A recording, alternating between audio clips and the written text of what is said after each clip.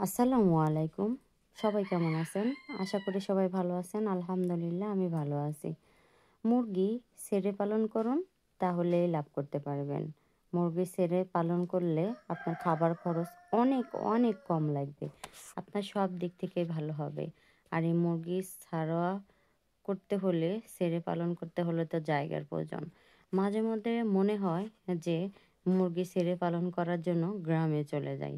যদি গ্রামে জায়গা থাকতো আর আল্লাহ তাআলা যদি জায়গা কেনার সামর্থ্য দিত, তাহলে জায়গা কিনে গ্রাম দিকে চলে যাইতাম। সব কিছুতেই শান্তি উপভোগ করতাম। আরাম-আয়েশে মুরগি পালন করতে পারতাম।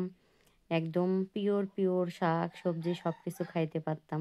আসলে গ্রামটাকে অনেক মিস করি।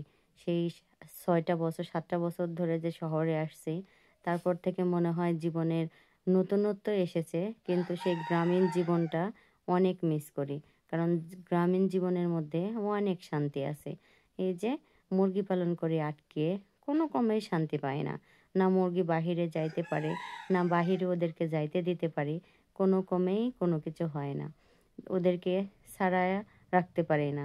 অল্প জায়গার মধ্যে রাখতে হয়, কত সমস্যা পোহাতে হয়। আবার ওদেরকে খাবারও দিতে হয় অনেকগুলো। দেখা যায় যে খাবারের লাভ করতে গেলে অন্য কোনো কিছু খাওয়াইতে পারি না। তো খাবার কিন্তু অনেকটাই বেশি লাগে। খাবার যদি কমাইতে পারতাম, তাহলে কিন্তু মুরগি পালনে আরেকটু লাভবান হইতে পারতাম। কিন্তু ওই যে কথায় আছে না, ইচ্ছা থাকলে কি উপায় নেই। জাগার সংকট, তারপরে অর্থের সংকট। এটাই আসলে। তো আল্লাহ তাআলা যতটুকু কপালে রাখছে ততটুকুই হবে। এটুকু জাগার মধ্যেই চেষ্টা করি। দেখি আল্লাহ তাআলা কি রাখছে।